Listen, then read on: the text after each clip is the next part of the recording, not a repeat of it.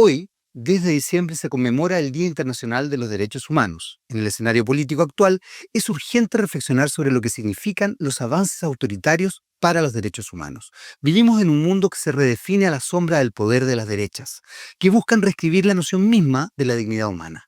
En ese contexto, se da la última contienda electoral en nuestro país. En ella, hemos visto cómo el candidato de la extrema derecha le mintió a millones de chilenos para crear un ambiente de enfrentamiento, amenazando los avances en materia de derechos humanos, reescribiendo la historia reciente y trivializando las graves violaciones cometidas en dictadura. En la campaña, impuso una retórica sobre la seguridad que ataca a los derechos humanos, haciéndolos parte de la crítica a la eficacia de la democracia, afirmando que hacen más débil a las sociedades en su lucha contra la violencia delictiva.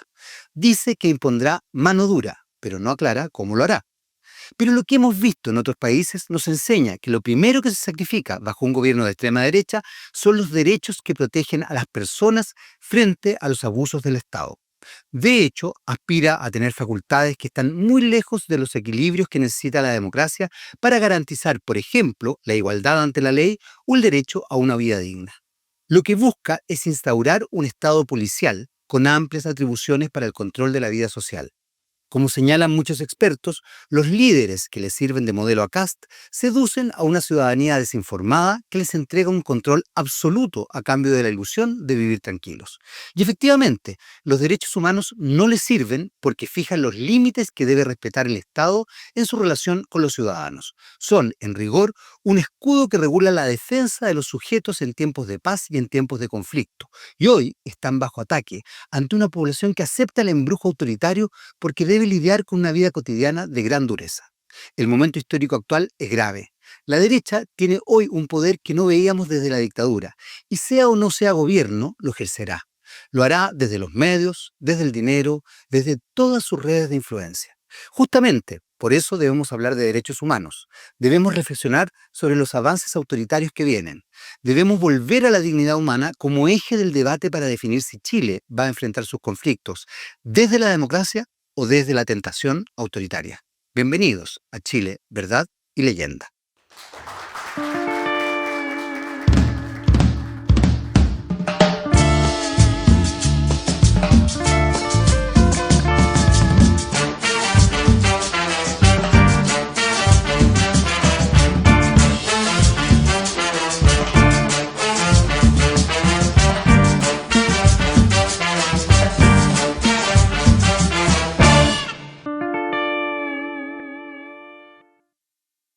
Estamos con Rodrigo Bustos, abogado y licenciado en Ciencias Jurídicas de la Universidad de Chile, doctor en Derecho Convención Doctor Europeus por la Universidad de Salamanca.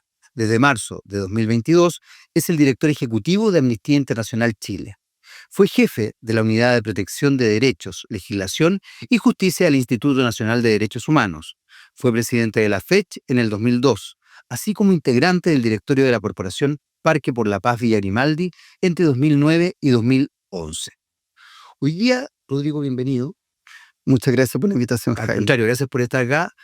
Y quería partir inmediatamente diciendo que hoy día es un día muy importante porque es el Día Internacional de los Derechos Humanos. Sin embargo, lo dije ya en el monólogo, tú lo pudiste escuchar, los derechos humanos están en cuestionamiento constante. ¿Cómo se vive esta situación desde tu trabajo, desde tu rol y en el Chile actual que estamos viviendo? Me parece importante partir con eso porque efectivamente se cumplen 77 años desde que se adoptó la Declaración Universal de los Derechos Humanos de Naciones Unidas.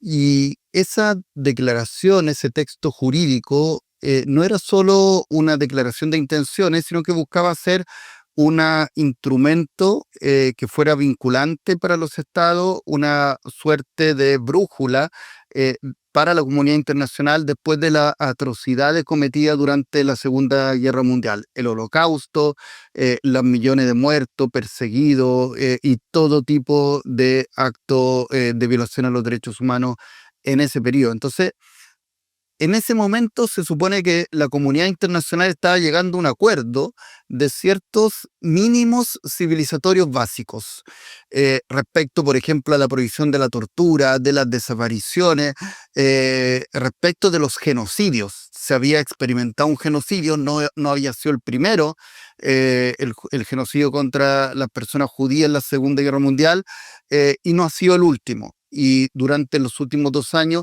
hemos podido observar un genocidio en vivo y en directo, toda la población mundial que se ha venido cometiendo en Gaza. Y por otra parte, ha habido muchos ataques a ese sistema de protección de los derechos humanos de Naciones Unidas, del sistema interamericano. Es un momento de mucha fragilidad de ese sistema. El gobierno de Trump claramente lo ha atacado, ha ordenado una serie de medidas contra los integrantes de la Corte Penal Internacional, ha quitado financiamiento a distintas agencias de Naciones Unidas. Entonces, ese sistema internacional estaba hoy día muy frágil.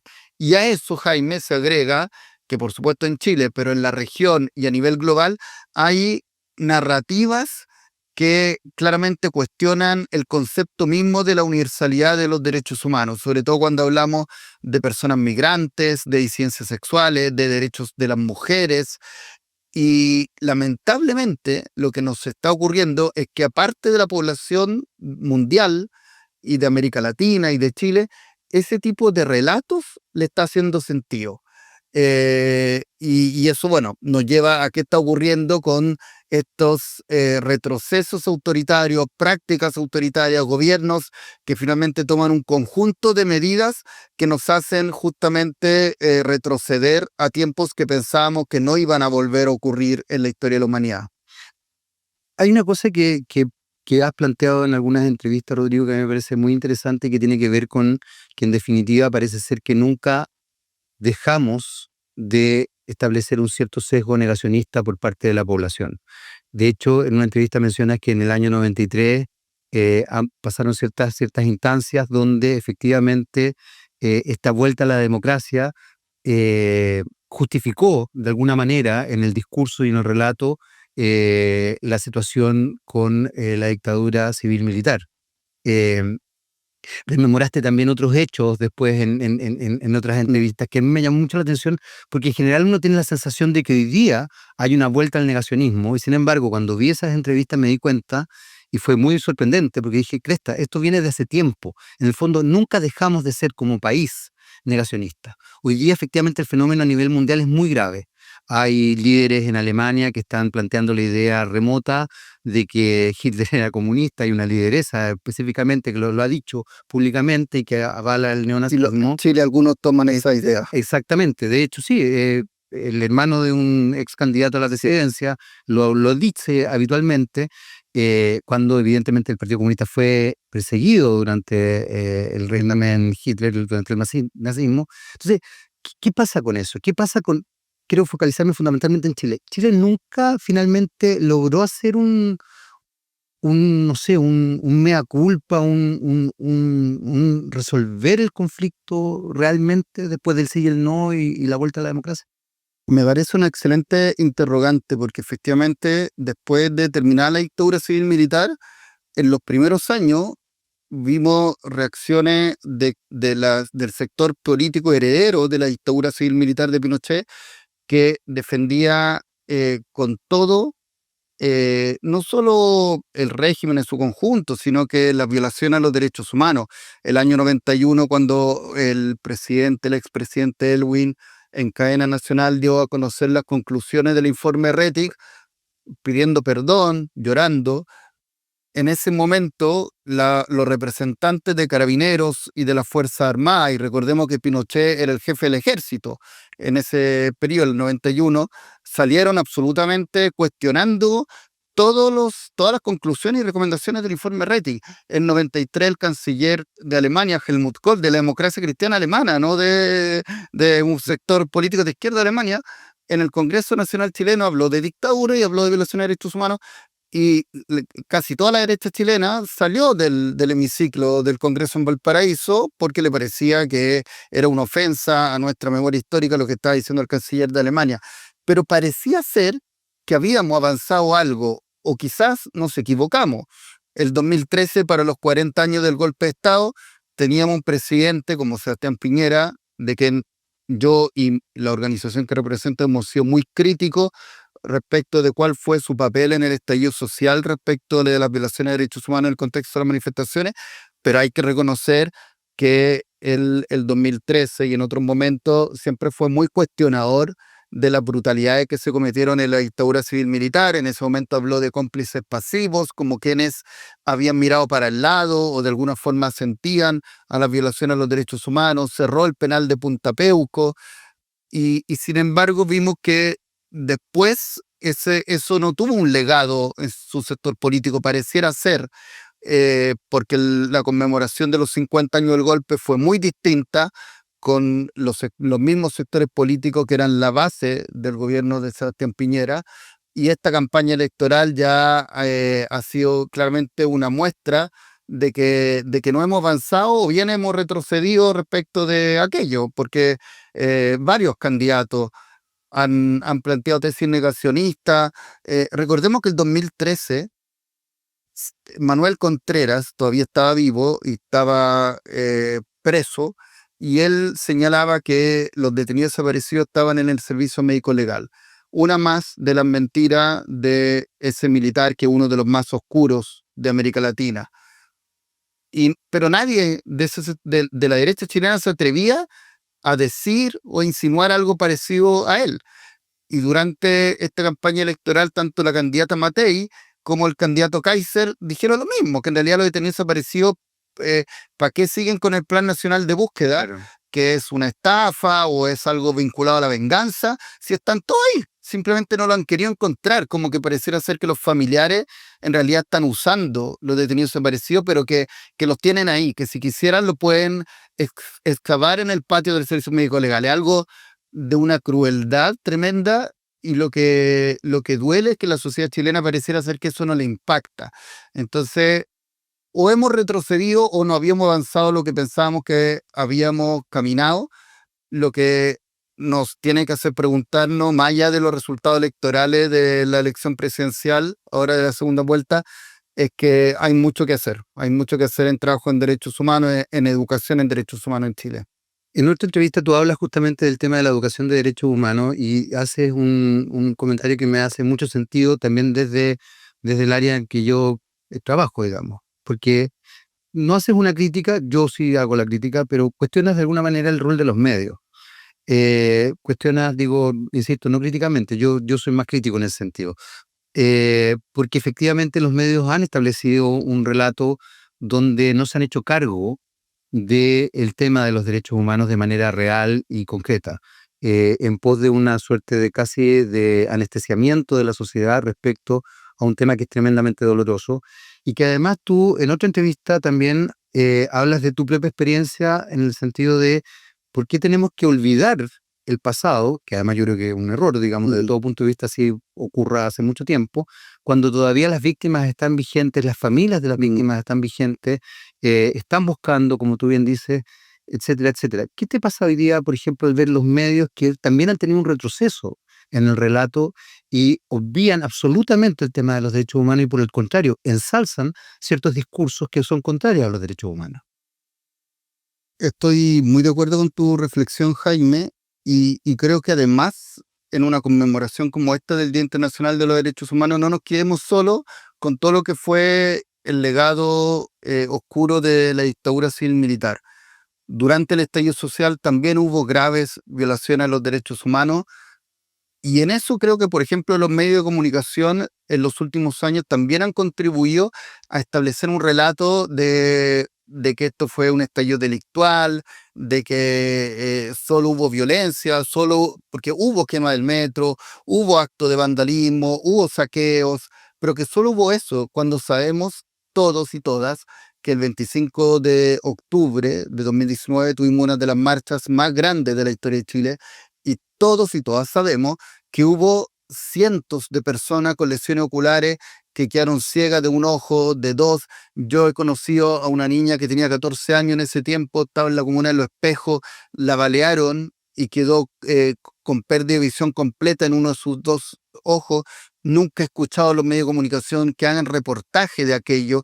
De las casi 100 sentencias condenatorias que ya ha habido en tribunales, hay al menos 4 por violencia sexual. Eso tampoco aparece en los medios de comunicación. Entonces, yo quizás a veces parezco menos crítico, pero la verdad es que estoy de acuerdo con ese análisis. Y también en otros ámbitos de derechos humanos, cuando hablamos de no discriminación, lamentablemente hay varios programas de televisión o otros medios de comunicación que lamentablemente contribuyen a generar estereotipos que afianzan la discriminación en nuestro país. Por lo tanto, debiéramos tener ahí, cuando uno dice estas cosas, pareciera ser que quiere tener unas políticas censuradoras de los medios, pero absolutamente alejado de eso. Amnistía Internacional está completamente en defensa de la libertad de expresión, pero sí del pluralismo por una parte, y sí también de un rol de los medios de comunicación que no implique también afianzar culturas que no sean respetuosas de los derechos humanos. En ese aspecto también se ha hecho toda una campaña del miedo y hay una ciudadanía que está de alguna manera tremendamente seducida por la idea de lo autoritario. Han habido incluso algunos estudios que muestran que los jóvenes eh, eh, casi prefieren incluso un régimen autoritario antes que una democracia. ¿Cómo ves tú también esa situación donde la juventud no tiene conciencia real de lo que significa una dictadura y de cómo se va estructurando esta situación? Es muy preocupante porque efectivamente esta cultura del miedo hace que finalmente, sobre todo en periodos electorales, todo vale. Y en el último debate de Anatel, el candidato Kast habló de que había habido 1.200.000 personas Sí, asesinadas, eran 1.200, pero no, 1103. sí, pero no importa, lo pudo decir, y así como eso puede, él y otros y otras pueden decir cualquier cosa, o que a todos los venezolanos también los vamos a meter en un barco y los vamos a echar a todos, candidatos parlamentarios también que dicen esas cosas. Entonces, se puede decir de todo, aunque no tenga ninguna base, aunque eso pueda estimular discursos de odio, de racismo. Y por otra parte, lo que tú señalas, la juventud actual no vivió la dictadura civil-militar, y hoy día, de alguna forma, no solo en Chile, sino que en la región, por ejemplo, parece que Bukele ya es un referente. A mí me toca conversar con otros y otras colegas de Amnistía Internacional de otros países y efectivamente lo que se está haciendo, donde hubo miles y miles de personas detenidas sin juicio previo, con tortura, muchas de ellas después se comprobó que no habían cometido delito alguno, la gente no le importa, pareciera ser que se afianza esta falsa disyuntiva entre seguridad y derechos humanos, cuando desde nuestro lado siempre decimos la seguridad es tremendamente importante para ejercer los derechos humanos, el derecho a la vida, a la integridad personal. Cuando hay narcofunerales y los niños y niñas no pueden ir al colegio, se afecta su derecho a la educación. La seguridad es importante, pero no puede implicar restringir libertades que signifiquen que las personas no pueden ejercer otros derechos fundamentales. Y eso está complejo con las narrativas actuales, con el rol de los medios de comunicación, y bueno, quienes creemos en los derechos humanos tenemos que tratar de entrar a esa disputa y construir argumentos que le hagan sentido a la población. ¿Y cómo se está haciendo eso? ¿Cómo están tratando, digamos, Sí, de trabajar eso? yo creo que de alguna forma no hemos hecho la pega. El Estado de Chile no ha hecho el trabajo que debía hacer desde el 90 hasta ahora de tener educación en derechos humanos en todos los niveles educativos, desde la enseñanza preescolar a la educación superior. Y por otra parte está el rol de los medios de comunicación, organizaciones de la sociedad civil como Amnistía, que es una organización internacional. Vamos a poner en los próximos años mucho de nuestro trabajo en aquello, en redes sociales, en los medios de comunicación, en talleres con profesores y profesoras, con distintos espacios también de juntas de vecinos, porque creemos que es fundamental. Entonces, te repito, más allá de lo que termine siendo el resultado de esta campaña electoral, de esta elección, de otras, tenemos esa tarea ineludible, porque está quedando claro que lamentablemente los derechos humanos no le hacen sentido a gran parte de la población y que y que de alguna forma el discurso del miedo está calando muy hondo.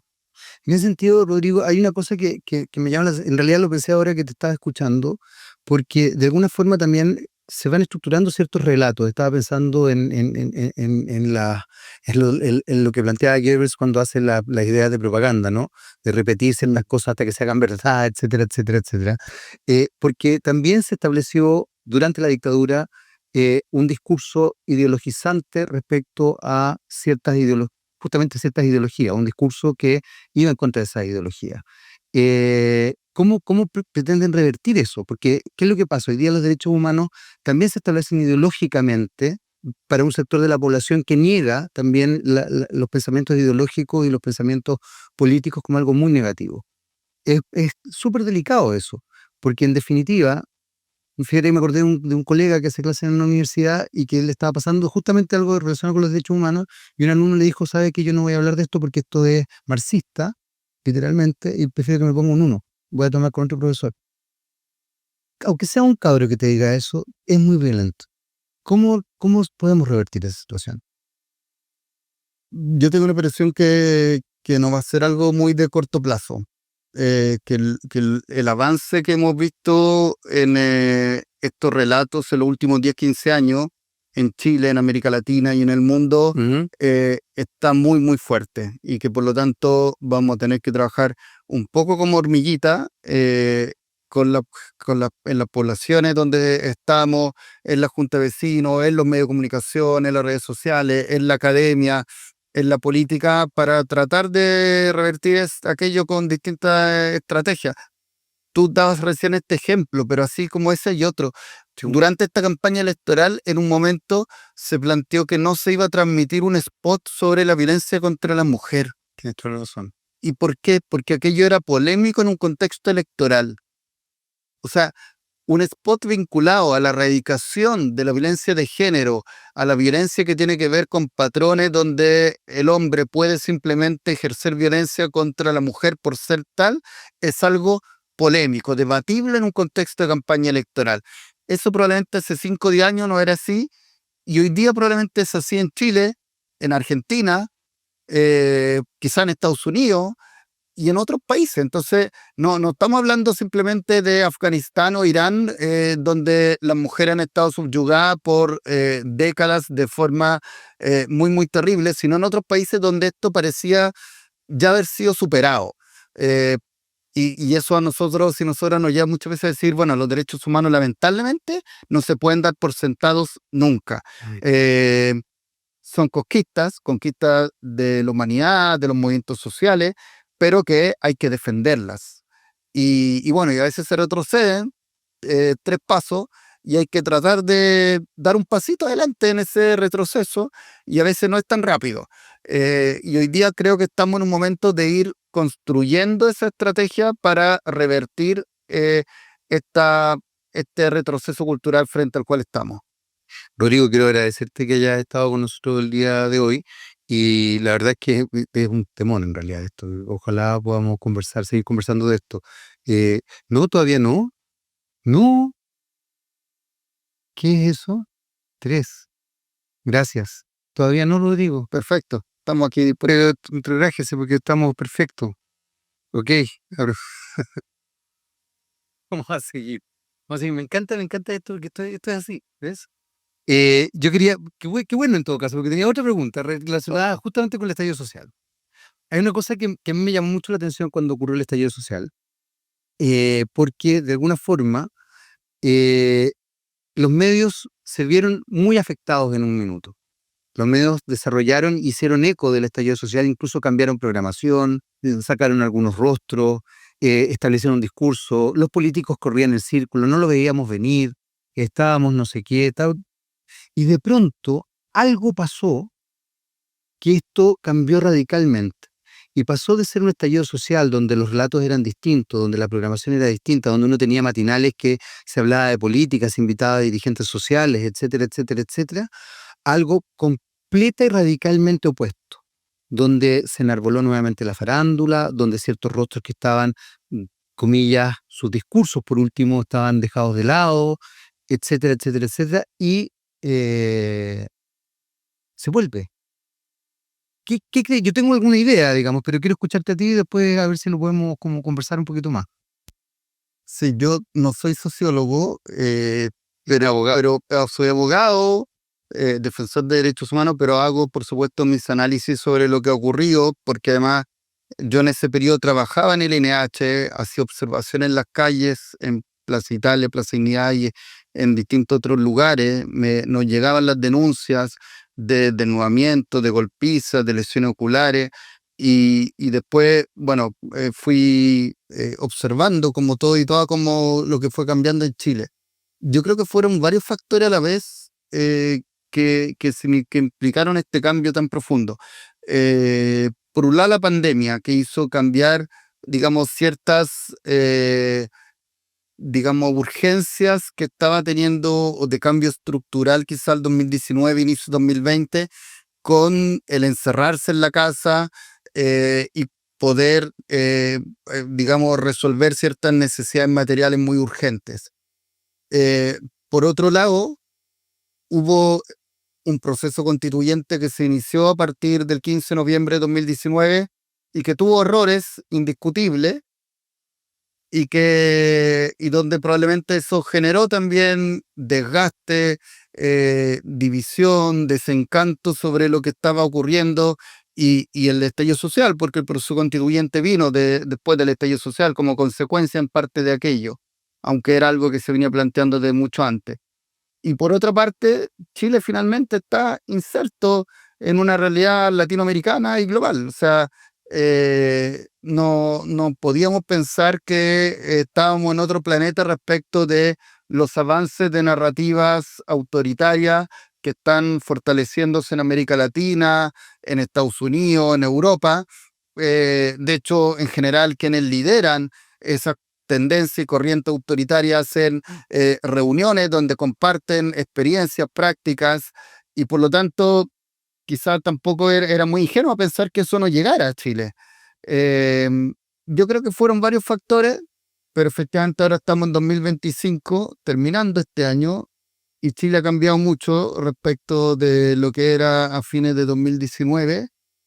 Y yo creo que, bueno, repito, más allá de lo que ocurra en esta elección, en materia de derechos humanos, claramente nos queda muchísimo trabajo por hacer. ¿Hay riesgo, dependiendo de quién salga elegido, respecto al tema de los derechos humanos? ¿Tú ves riesgos reales? Sin duda veo, En relación a lo que estás diciendo, además que hay mucho por hacer, digamos, ¿se va a poder hacer esas cosas dependiendo de quién salga? vamos a ver cuál es el resultado electoral. Finalmente, ya conocemos el resultado electoral en el Congreso y hay preocupación porque muchas de las cuestiones que se plantearon en los programas de los parlamentarios, de las candidaturas presidenciales, están absolutamente en contra de los estándares de derechos humanos. Desde poner minas antipersonales en el norte, expulsar a personas inmigrantes por ser irregulares, separar a familias de personas inmigrantes con hijos o hijas chilenas, que el candidato Kast lo ha repetido muchas veces. Bueno, el candidato Kast no ha sido capaz ni una sola vez de descartar un indulto a Krasnov Marchenko. Exactamente, nunca. Así es. Yo siempre me atrevo a calificar a Krasnov como probablemente el peor criminal de la historia de Chile. Tiene más de 1000 años de condena, ha ejecutado todo tipo de desapariciones, tortura, actos de violencia sexual, y así todo se le ha preguntado reiteradas veces y no ha sido capaz de decir que no lo indultaría. Eh, no sabemos si finalmente lo haría o no. Están todos estos riesgos respecto de las personas migrantes, respecto de derechos sexuales y reproductivos, respecto de las disidencias sexuales. La verdad es que sea por el programa que hemos conocido el 2025, sea por el anterior de 2021, sea por cuñas, por entrevistas que a veces han dado los candidatos, que ha dado el candidato Kast o que han planteado quienes quedaron en el Parlamento, hay riesgos, sin lugar a duda, de que se puedan producir retrocesos en derechos humanos. Y allí, a quienes trabajamos en organizaciones como Amnistía Internacional, lo que nos queda es también resistir. entender que hay periodos de la historia donde a veces no es muy fácil lograr nuevas conquistas en derechos, sino que buscar no retroceder y hacer todo lo que esté a nuestro alcance para aquello. Rodrigo, ahora sí, Bueno, quiero agradecerte que hayas venido el día de hoy. De verdad ha sido muy, muy bueno conversar contigo.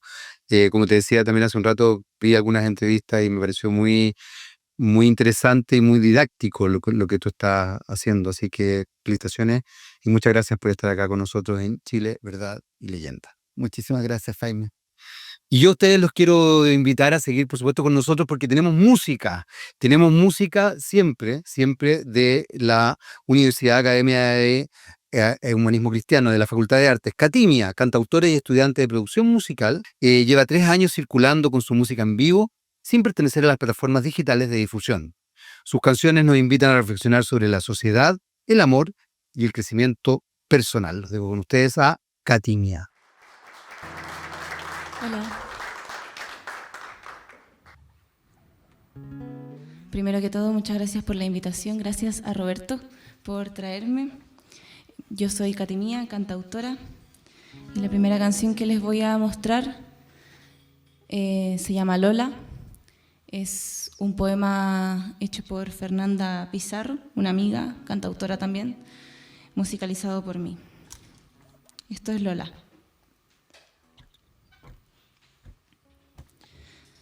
Ella era violeta, su fragancia natural era ser morada magnética. Por sus ventanas podía ver sus paisajes. Difícil quizá era entrar a sus aguas.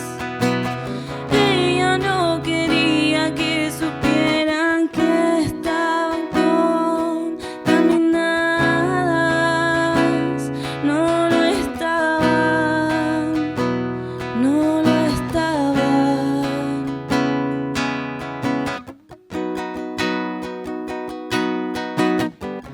Aparentaba odiar, pero sin darse cuenta desprendía amor. Lula era como una daga o como un dragón. Lula amaba el amor. Lula amaba el amor. Lula amaba el amor. Lula era el amor.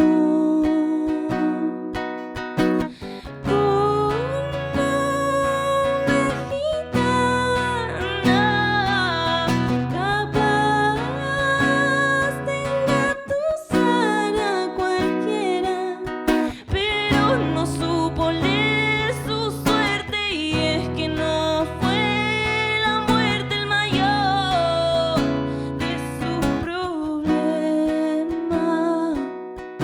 A ella la habían maldecido, no lo predijo, no lo predijo,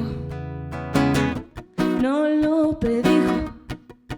Y es que Lola aparentaba odiar, pero sin darse cuenta entregaba amor, entregaba amor. Lola necesitaba una daga. Lola rugía como un dragón. Lola sufrió de amor. Lola amaba el amor. Lola era el amor.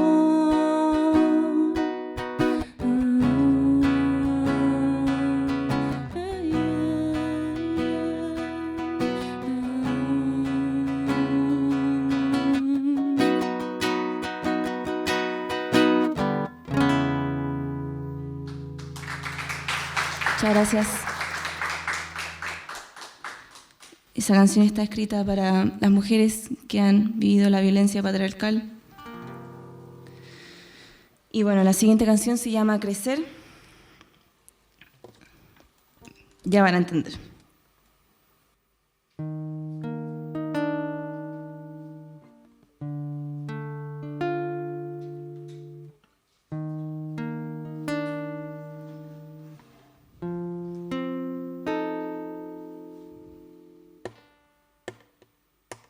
A veces me olvido que debo crecer, a veces me olvido de respirar también y caigo en cuenta de que no estoy bien, que no estoy bien. No quiero crecer, no quiero crecer. Y no quiero crecer porque a veces pareciera que la vida va tan rápido que apenas alcanza el tiempo para sentir un te amo y ya no se disfruta cada instante dorado. Y quizás no quiero crecer porque a veces el sistema te sumerge en amargura irreversible, se come la magia con la que viniste, haciendo creer que el poder vale más que los matices. Y quizás no tengo idea lo que es crecer, porque todo lo asocio a una economía estable, cumplir con ser adultos profesionales. Pocos advierten la muerte del niño inocente que vive el crecer en el presente.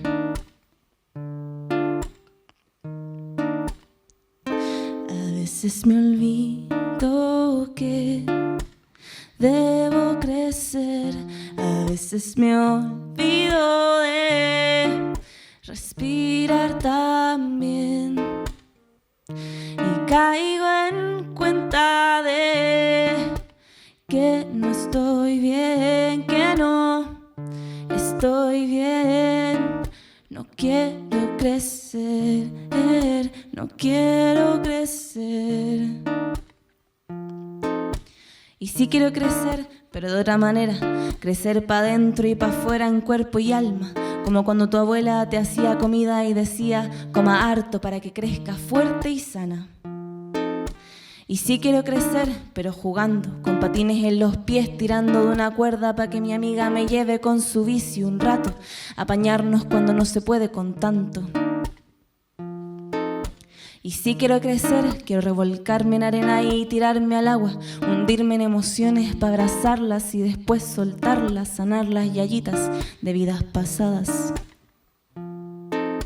Y sí quiero crecer, pero en un ambiente sano, donde se me escuche antes de ser callado, donde me acunen los miedos que solo mis ojos han contado y me tomen la mano para resistir a su lado. A veces me olvido que debo crecer, a veces me olvido de respirar también y caigo en cuenta de que ya estoy bien. Y si no estoy bien, aún puedo crecer, aún puedo crecer. Y si crezco, es para aprender a escuchar el mar, para encontrarme con la tierra y su danzar, danzar con ella y su cantar, cantarle a los dioses que nos trajeron a este lugar. Y que nuestras huellas sean camino para quienes vengan detrás. Quizás crecer está en cada latido de pasión y ya.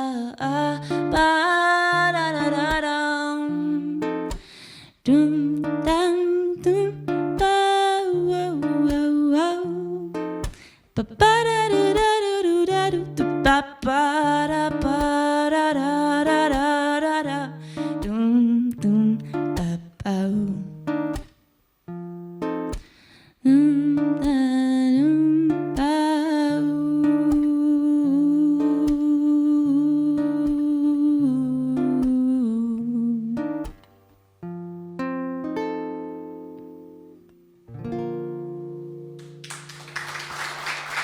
Muchas gracias.